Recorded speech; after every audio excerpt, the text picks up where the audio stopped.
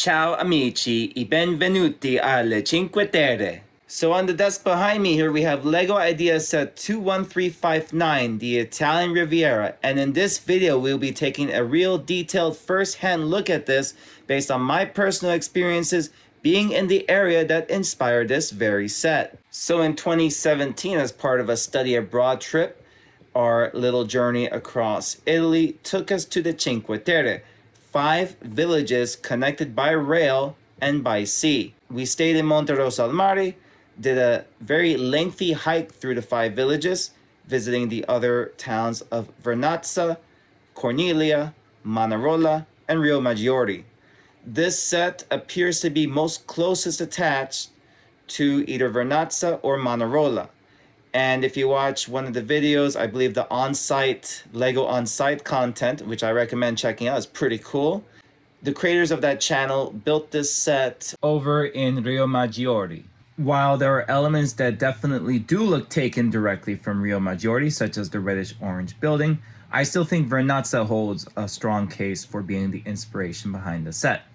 Of course, Lego will never confine this to one specific area, though. And this region is clearly definitive of paradise. We have fishing, we have seafood, we have marine activities, we have marine sports, cliff jumping, gelato, pesto, and of course, most importantly, a very unique architectural and cultural identity. It's a very historic place. The entire region has earned its rank as a UNESCO World Heritage Site.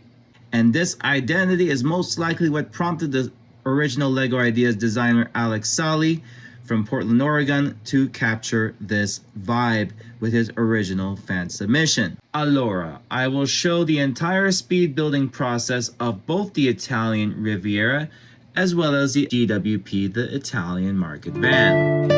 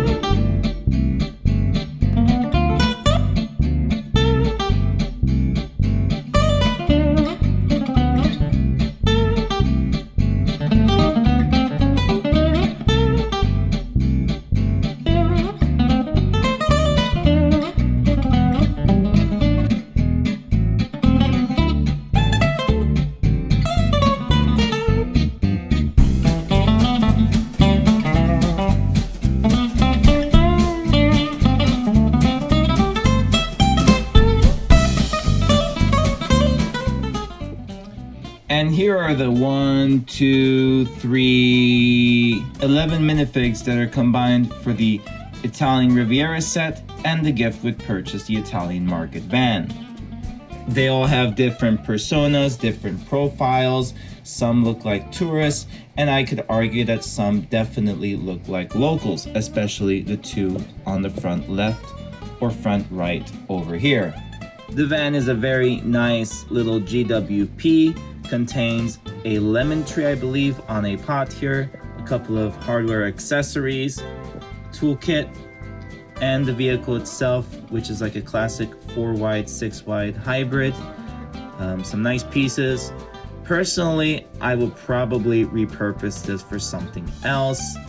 I don't have exactly a full recollection of seeing exactly this model in person, and really I don't really have any place to put it, so probably repurpose it. The door in this pickup truck, this light blue door, is a first time recolor without any print. Now this part existed with a print in the Ford Anglia set for the Harry Potter line last year, and that actually is useful in its own right too if you want to do like any pickup truck or old car with striping on the side. But here's a nice plain one that you can do a lot more with. I will say I really enjoyed the building process of this set overall. It took approximately 8 hours from start to finish. Of course, lots of breaks, and I did this over the course of 2 evenings. The level of techniques no doubt represent and reflect of that you will find in an 18 plus icons set or a modular building. Lots of snot techniques, uses of foliage, bar elements, several instances of NPU or nice parts usage throughout the build, and a lot of interesting use of color. In fact, I had probably forgotten that the set even hit the 10,000 supporter threshold on LEGO Ideas, and was actually drawn to the set because of the reddish orange house shown to the right.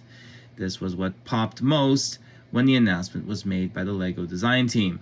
Going kind of chronologically here, we start by commenting on the dock side and the seawall here. This is really like the first part. The whole base is the first part of the build. I will say the design team in collaboration with Alex Sahli pretty much nailed it for the whole region. This is what it looks like, especially in Vernazza, which I believe most closely inspired this set. This sloped technique is absolutely accurate. In fact, if you want, you could do other techniques that include maybe the railing plates as like little bumps like in real life, but I feel like this is perfectly appropriate, and the roof tile style ridges do compensate for that. One thing I wish was more faithful to the original is I wish there was more beach, as one of the many fun activities that I have done in the Cinque Terre was swim in the ice cold water. I did this more so in Monte Rosso and also in Cornelia. I did a little cliff jumping there. They have like a small little rock that you can pretty much climb up and jump off. It's fun. The water is deep enough that you can do this pretty safely, but also there are areas where it is pretty shallow. Moving in here, you build the basement of this reddish orange building. Couple interesting things already off the bat here. As you can see, it splits off evenly with this arch passage, so there is an illusion of continuity, although it breaks off pretty cleanly. And this reveals the seafood store really. You can see that on the counter there's a preparation of a crab for purchase, flame yellowish orange crab. You see some fish on sale over there, but you also see elements representing the packaging for the seafood. There's a scale there that weighs it, net for the fishing. So let me try to rotate this here to show a little bit more of this side.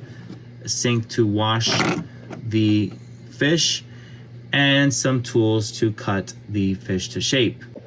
This is complemented by a display outside of a couple of fish on sale adjacent to a bench, and a pricing sign that advertises some of the offerings that are available. The numbers on the door are an excellent touch, 100% accurate, I will say, based on being there. I remember the numbers on the doors. This immediately struck out when building the set.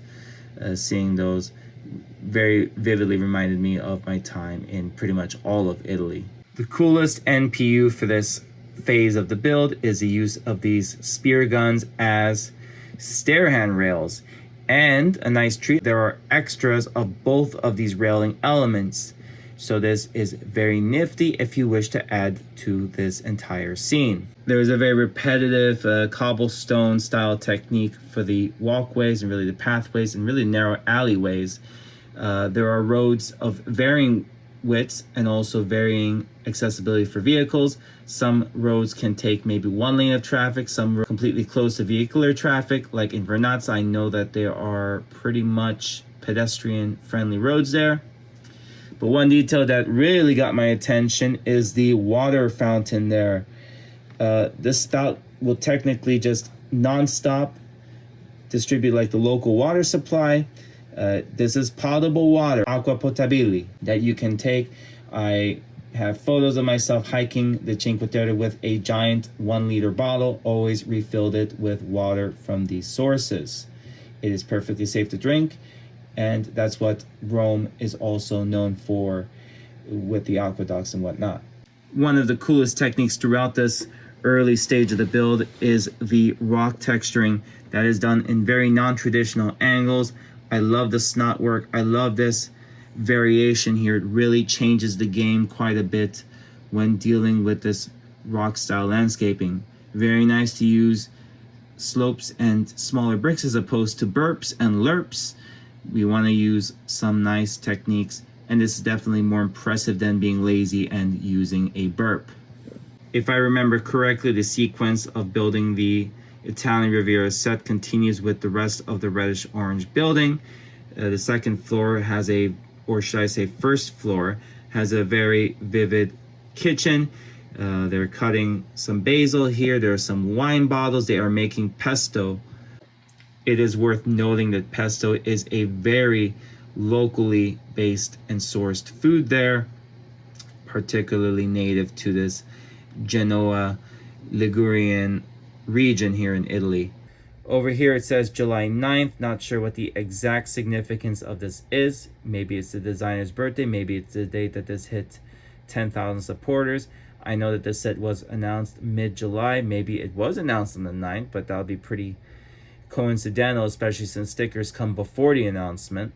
And some folks probably say this should be in Italian, not English, but anything goes really. It doesn't really matter. It's all good. The exterior detail, at least as far as the foliage is gone, is nothing really new to me, especially having collected sets for the past couple years that are dominant in these types of flowers and foliage. But they represent the green shutters by using the gold ingot pieces in various shades of green, which is a cool touch, even though I would much prefer to have the original shutters. It is no doubt that functioning shutters would probably be a better bet for this type of a set, although in the cool yellow building we do have a few of those available, but in dark green, which is nice too. Won't complain about that. But I will definitely say from my experience, I have seen shutters that have this exact pattern, so that's kind of a miss on Lego's part for not incorporating into the set. In fact, the original designer did have these parts in use in his buildings. Moving on, we arrive at the third floor of the reddish orange building, which is a fairly well furnished bedroom with a very tightly attached shower over there. Not surprising at all for the area. In fact, the sanctuary that we stayed at, Santuario there in Monterosso, we have twin beds, and I don't remember how the showers were, but I know the bathrooms weren't the largest in the world. So it's a very accurate reflection of the living style over there in these historic houses. Very nice touch. And our Mediterranean style Spanish tile roof caps off this building as it does the others, and I will say I prefer it like this rather than what was in the original design. I think it is a little bit more accurate, and well, I can kind of back it up with my previous bulk online whatever purchases here. A building is a building, and you're not going to get the most opportunity to be creative as far as building techniques. However, I think the design team has done a pretty good job using the paint roller for a street light fixture, you doing the drain assembly this way with some overgrowth on the side using these new clip elements as well, which are awesome. I want to get those in massive quantities. And also with the very creative flower pot design, very compact and perfect for downscaled or smaller buildings. And we see here on the balcony the use of these modern vehicular ram bars as handrails. A very nuanced technique here is the very well optimized use of snot to create the little chimney here, as well as pretty much what would be the flow of, say, the smoke that comes out of the chimney. Very nicely done, very polished. And up here we have some linens out to dry. Very nice detail and way to fill that side of the building. Now on to the diving gear store, which got a lot of LEGO fan attention, and for a very good reason. In fact, I pulled it out to show you. Air tanks in bright light blue, a very unique, one-of-a-kind recolor that has drawn the attention of LEGO space fans everywhere. So now everyone's going to want to do their minifigs in bright light blue. They're astronauts. But other than that, the diving store offers quite a bit of good detail. There's a navigational map which shows a very improvised drawing of Italy. It looks nothing like Italy at all. I don't know. Not quite sure what they were going for here. Maybe they wanted to do a more abstract land. But you can also see other nautical accessories on the side. A couple of sunscreen bottles, compass, paddleboard, classic wooden door there, and looks like rolls of something, not exactly sure what, probably some kind of supply for boating. And we have some life vests on sale, as well as other diving gear. And next to it is the gelateria, which a lot of folks will love. It's definitely a part that gives me cravings and memories of my favorite ice cream places in Italy and beyond. There are 3 places that I put on the top of my list. We have Gelateria Fassi in Rome, we have Gelateria Pitti in Florence, and we have Mado, but that's in Turkey. So I guess that's on a different category, who knows. The gelato in Italia is first rate. We see some flavors available here. Looks like some pistachio, dulce de leche, strawberry, etc. We have our ice cream man over here selling some delicious scoops. There's the menu back there, some ice cream cones, and a little award poster on the side there, Miglier Gelateria 2025. Not sure if Miglier is a more intimate reference, but I figured that's pretty cool.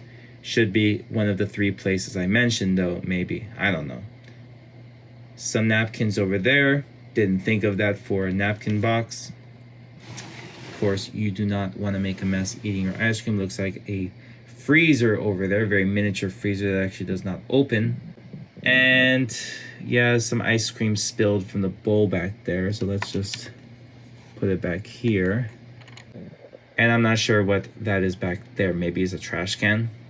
Onto the second floor, we have another kitchen with probably one of the coolest details of the set. The espresso maker over here.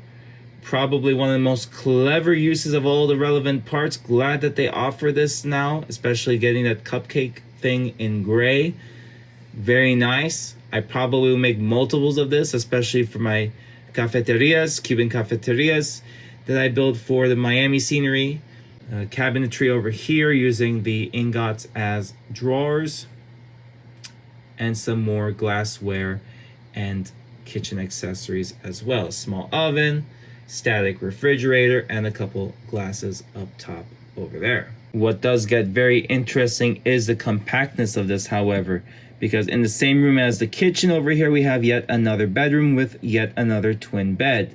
Very neat that LEGO designers use the wedge tile as kind of like a representative of the sheets being kind of opened, and the use of course, some jumper elements as drawers over here. Small little rug there, and everything else pretty much consistent. And yet another surprising, simple yet effective detail is the use of the glass tiles in these arch pieces. I feel like that very much captures the scene well. Now, what was pretty cool about this second floor is that the 2 buildings are interconnected this way. So you go through a little passageway and you're in the other building, where we have, let me see here, we have what appears to be, I guess, a living room with, looks like a wedding picture or something very fancy. Not exactly sure, forgive my ignorance on this.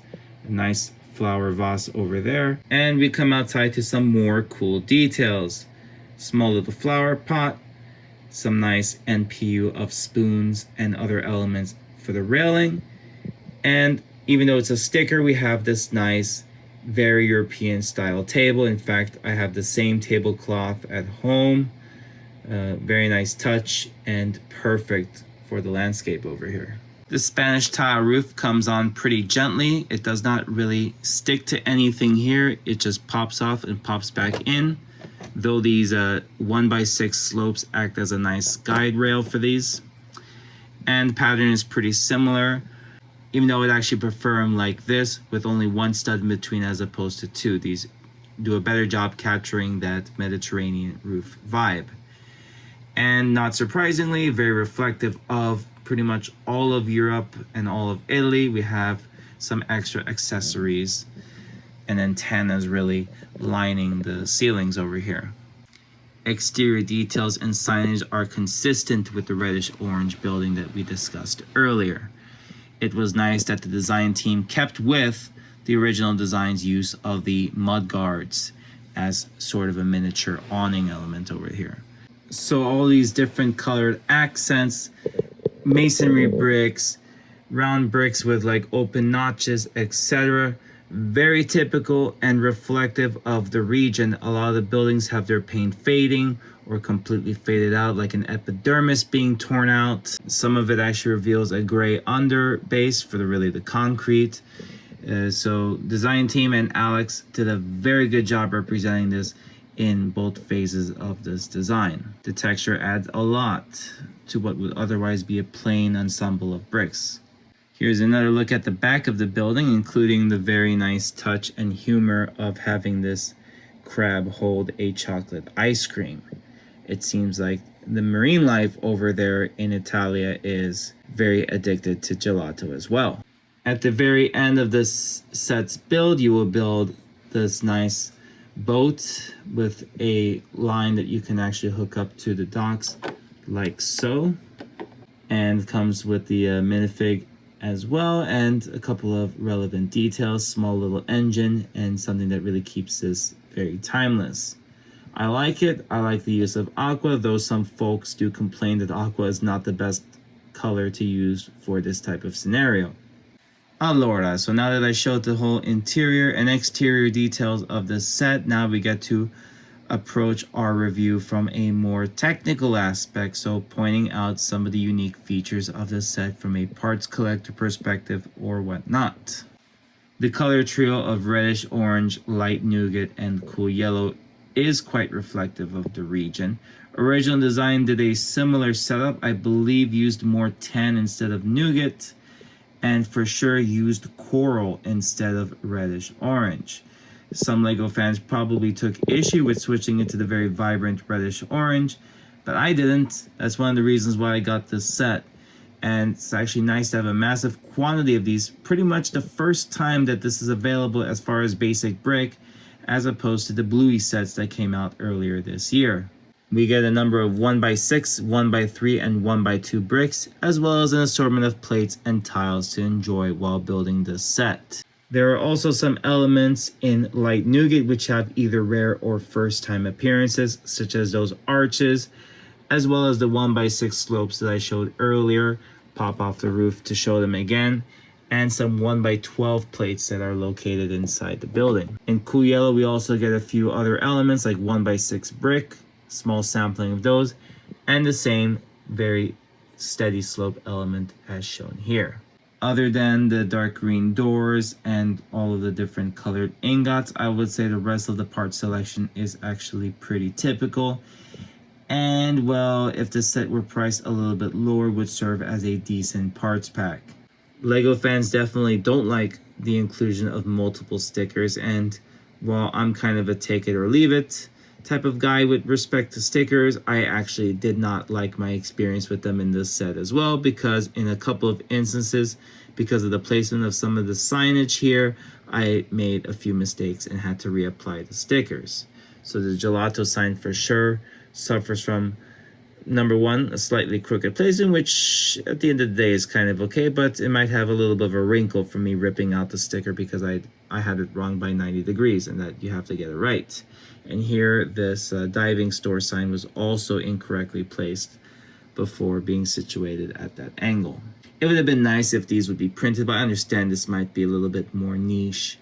The many minifigs in the set were cool and reflected the vibe pretty well, although I noticed that some of the torsos are repeated and there is not much, really any newness as far as the torso prints, except maybe one or two of them. But one of the coolest technical inclusions of this set was the use of mixel joints to support this angling. This angling really is what defines the Cinque Terre region. A lot of Europe is like this in general, even Turkey is like this. So you really cannot accurately capture this region without having these buildings done at an angle. However, many LEGO fans and I will express my unhappiness with the lack of a proper base plate. The use of the medium azure and dark azure plates is kind of, I would say, cheating in this respect. Takes away from having a proper base plate. Although I do like that there was some creativity with this. For instance, the use of translight blue elements and corner tiles to create the waves here, the rippling waves. Very nice touch, despite having to go with just using plates instead of base plates. In the original LEGO fan submission, this building was actually done in vibrant coral. But as a mock builder myself, that does not really bother me because I have the masonry brick right there from a past Bricklink order. And that is a very rare element. I think only came out in one set. So maybe in a future expansion, hint, hint, I'm ready to add some vibrant coral. Even though, like I said, when I was drawn to this set, the reddish orange, I felt at least, was a more accurate representation of what you would find over there in Vernazza and Manarola. But other than the lack of a beach, which favors the original submission, and the reddish orange, which favors the new submission, I would say that the two versions come at a dead heat, that either one I would be inclined to purchase if they were the final product. And I guess I really left to mention some of the other technical details of this set till now, and the big one is certainly the value for the money. So a set comes with 3,259 pieces. I'm sure you find that out when looking up the information of the set on Google or otherwise, and ended up retailing for $300 US. At face value, this is a kind of fair price. However, for sets this size and this dense, I will say it's a little bit on the over.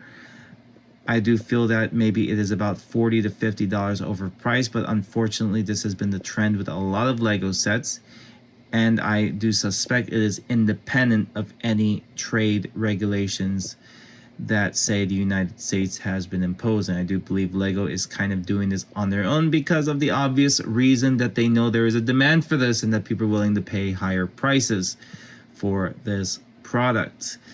Hopefully part quality can keep up with that though, because we have seen lapses in that, though I do think they're fixing it for some elements.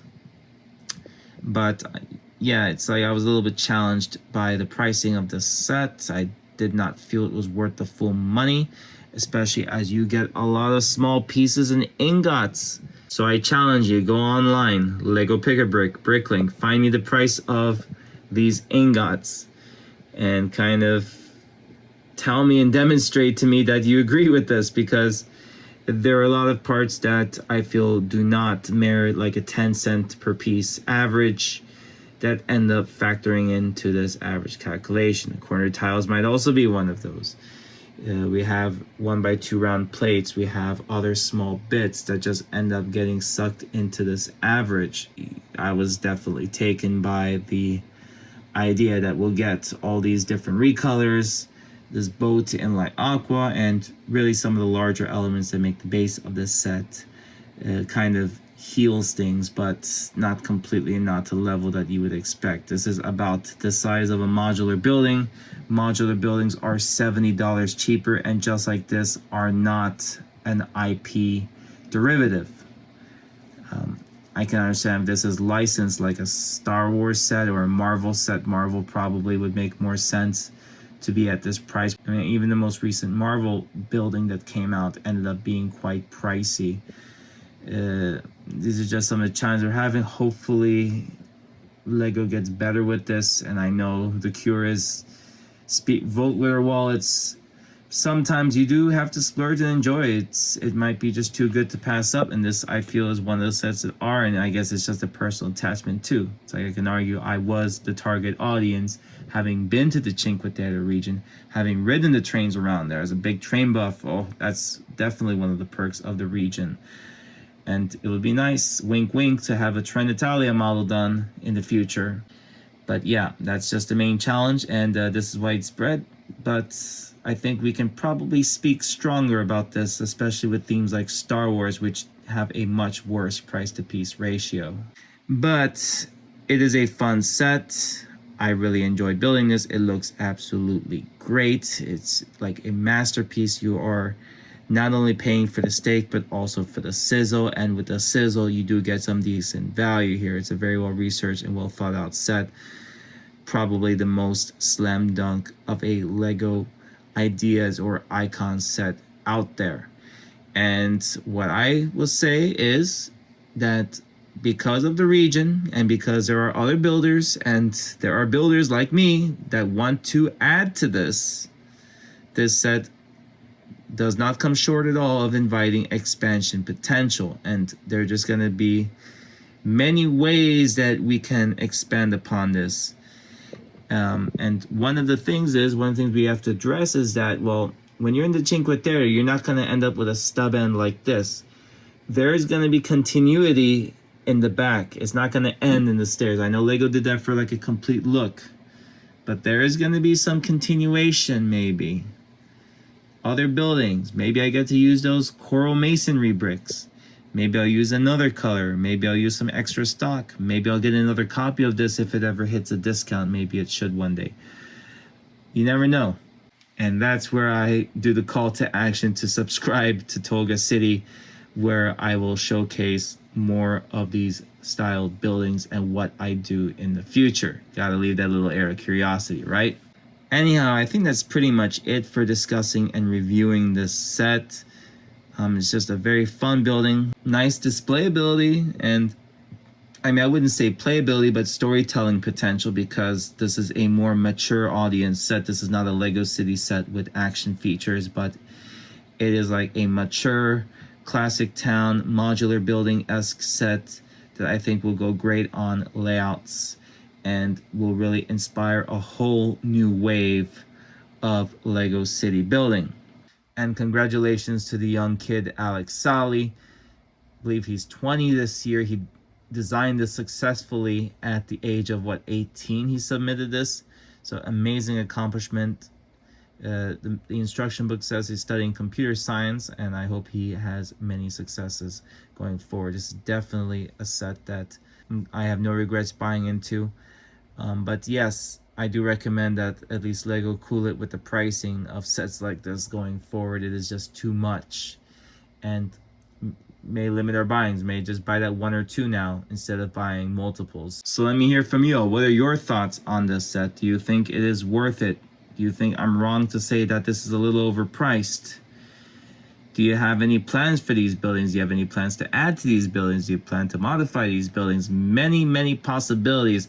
I like that this set really invites that. It's just true to form, lots of basic bricks, lots of customizability, and lots of color in here. It's just gorgeous, gorgeous, gorgeous. Thank you for watching and following along for this review and sharing in my little mini nostalgia here. Maybe in a couple years I will return to the Cinque Terre region and have many more memories, either at the beach, on the cliffs, or just hiking around the region. It's a very good hike. I highly recommend it. And make sure while you're at it, you leave a like, share more thoughts, and remain subscribed to Tolga City for future creations, as I'll be pushing much more original mocks down the line. From HQ, where I remind you all, whatever you do, do it with Tolga City. This is Dr. Tolga. Ciao, ciao.